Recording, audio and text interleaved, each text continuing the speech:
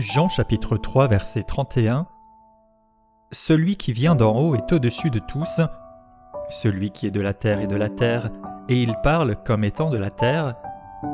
Celui qui vient du ciel est au-dessus de tous. Il rend témoignage de ce qu'il a vu et entendu, et personne ne reçoit son témoignage.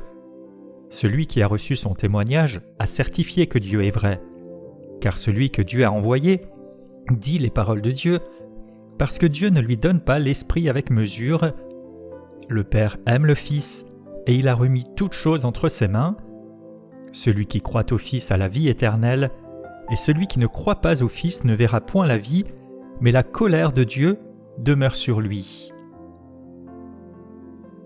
Ce passage s'introduit avec un parallèle entre celui qui vient d'en haut et celui qui vient de la terre, et on peut voir ici une comparaison entre Jésus qui est divin, qui est Dieu, et Jean-Baptiste qui rend lui-même témoignage ici, puisque juste avant, il concluait la section précédente en disant « Il faut qu'il grandisse et que je diminue ».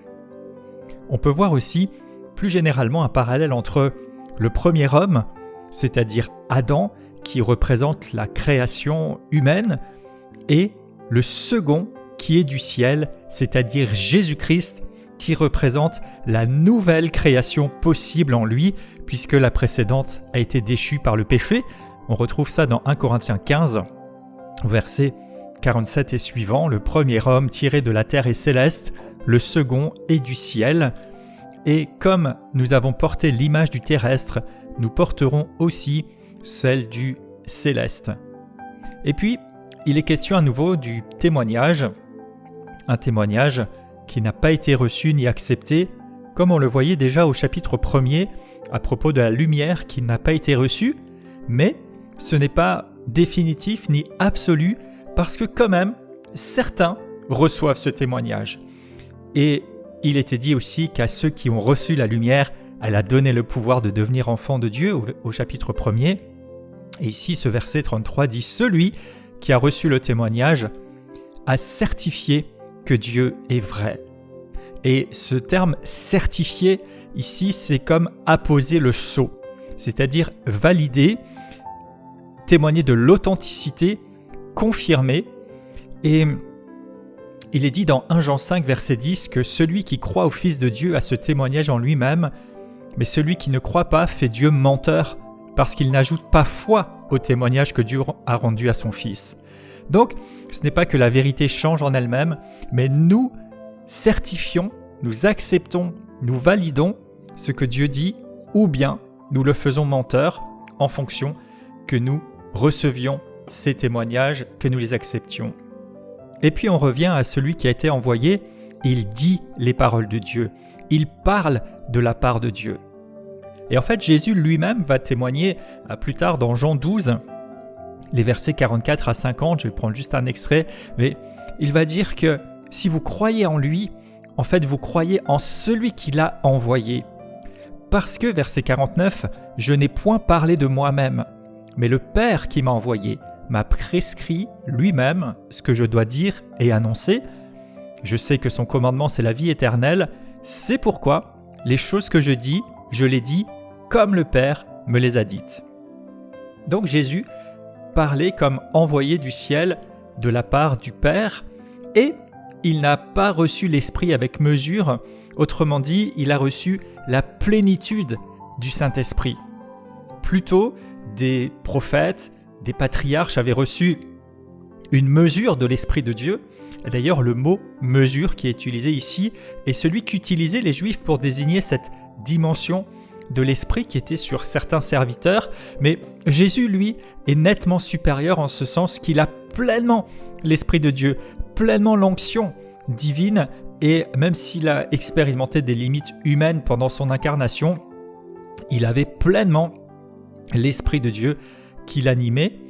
Et puis il y a ce témoignage que le Père l'aime et il a tout remis entre ses mains. Témoignage qui était déjà évident lors du baptême de Jésus quand la voix s'est fait entendre du ciel. Et puis ici on voit que Dieu a donné toute l'autorité, toute la puissance au Fils. Jean 13, verset 3 dit aussi que Jésus, sachant que le Père lui avait remis toutes choses entre ses mains et qu'il venait de Dieu. Donc il était conscient de cela. Dans sa prière, Jean 17, verset 10, Jésus dit « Et tout ce qui est à moi est à toi, et ce qui est à toi est à moi. » Lorsqu'il envoie les disciples, il leur dit « Toute autorité m'a été donnée, allez » dans Matthieu 28, 18. Et puis les épîtres aussi témoignent, 1 Corinthiens 15, 27, « Il a assujetti toutes choses sous ses pieds » au sujet de Jésus. Et puis Éphésiens 1, 22 par exemple, « Il a mis toutes choses sous ses pieds et il l'a établi sur toutes choses. » Donc Jésus a toute autorité et arrive ce verset, celui qui croit au Fils a la vie éternelle, eh bien comme l'aboutissement, parce qu'en fait Jésus a l'autorité de donner la vie éternelle, de renverser la condamnation que l'humanité s'était acquise, j'allais dire, par la chute, par le péché. Et il est question ici de vie ou de colère. Et il dit que celui qui croit a la vie éternelle. C'est au présent, c'est déjà fait. Et Jean 5, 24 dit « Celui qui écoute ma parole et qu'il croit à celui qui m'a envoyé a la vie éternelle. Il ne vient point en jugement, mais il est passé de la mort à la vie. C'est fait. » Donc celui qui croit a la vie éternelle dès maintenant, et elle se manifestera pleinement dans le futur, dans l'avenir. Mais aussi celui qui ne croit pas, il reste sous la colère, sous la condamnation. Et ici, ne croit pas, c'est pas seulement l'idée de ne pas être d'accord, mais ça inclut refuser de croire, ou bien désobéir. En fait, celui qui désobéit, eh bien, il reste sous la colère de Dieu. Romains 1, verset 5 utilise aussi ce terme en parlant d'amener les païens à l'obéissance de la foi.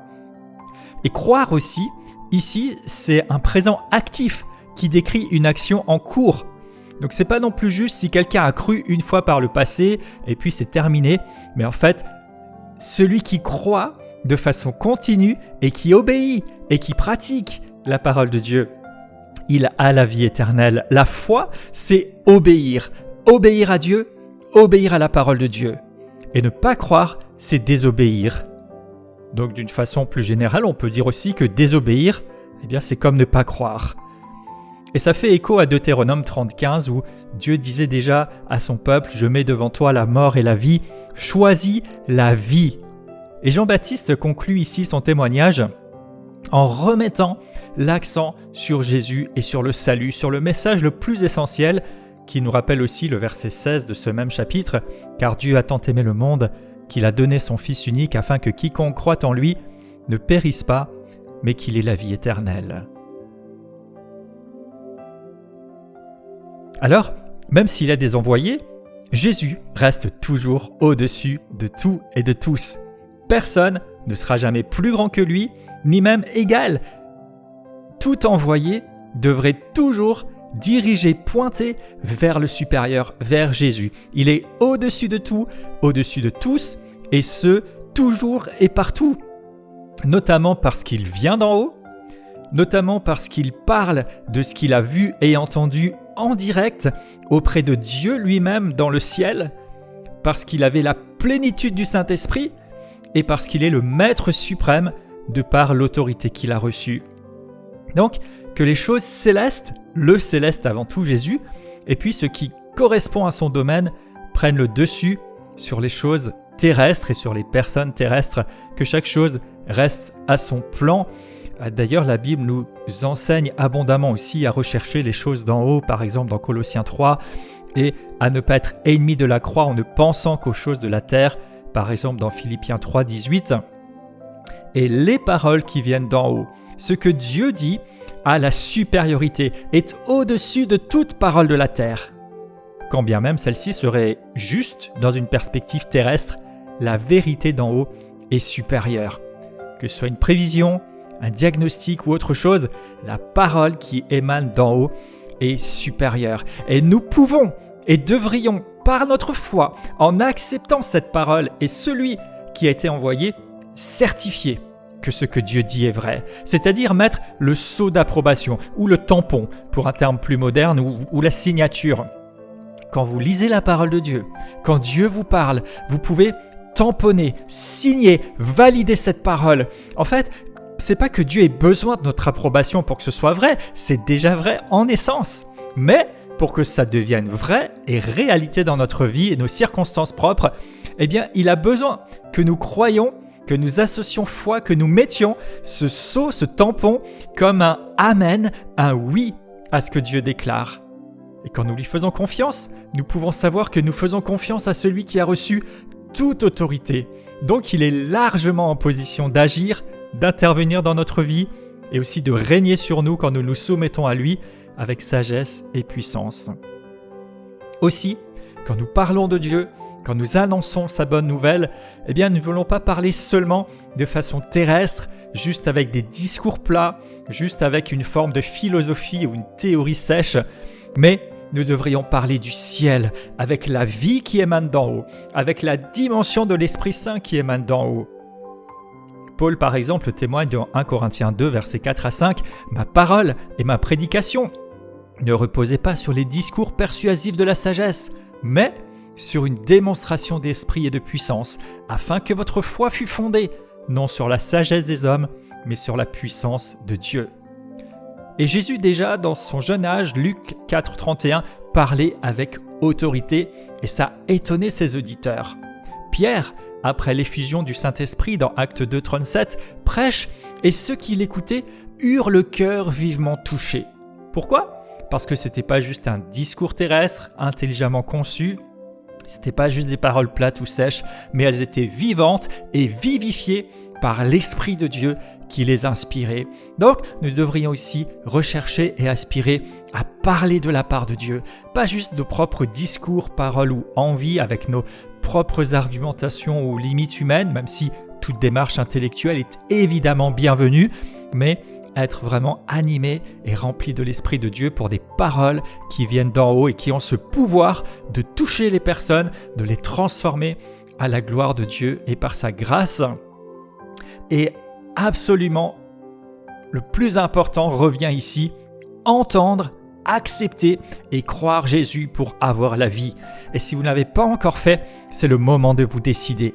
Il n'y a pas de zone neutre. Soit je crois au Fils, de façon continue, je le suis, je lui obéis, ce qu'il dit, mais aussi qui il est, je l'accepte, je me confie en lui. Soit je ne crois pas, c'est-à-dire je refuse de croire, je n'obéis pas. Et alors, en découle soit la mort, soit la vie, soit la colère. Et nous devrions aussi témoigner, comme Jean-Baptiste, comme Jean lui-même, comme Jésus lui-même, comme les apôtres. Témoigner qu'il faut croire pour avoir la vie éternelle. C'est le message du salut. Autrement, on reste attaché aux choses terrestres et à la mort éternelle. Cela doit être entendu par tous pour que tout à chacun puisse se positionner en conséquence. Alors, si vous ne l'avez pas fait, prenez cette décision. Il est temps, c'est aujourd'hui le moment, c'est la bonne occasion. Si vous l'avez fait, rappelez-vous, nous sommes témoins. C'est ce qui est le plus important à faire résonner dans ce monde, dans cette humanité qui se perd. Croire au Fils pour avoir la vie, sinon c'est la colère de Dieu. Je déclare dans le nom de Jésus, je crois en Jésus. J'ai la vie éternelle, j'obéis. Je reconnais que Jésus est au-dessus de tout. Je suis et je demeure soumis à sa supériorité. Je fixe mon attention sur lui, sur les choses célestes. Mes paroles viennent d'en haut. Je ne me contente pas de discours humains, terrestres, secs et vides. Je reçois la vie divine, la parole inspirée. Je reçois et j'accepte la vérité qui vient d'en haut. J'y appose mon sceau, je mets mon tampon. Je crois et je reçois les paroles du Seigneur. J'y accorde foi, je les place comme la vérité absolue et je les vois s'accomplir au nom de Jésus.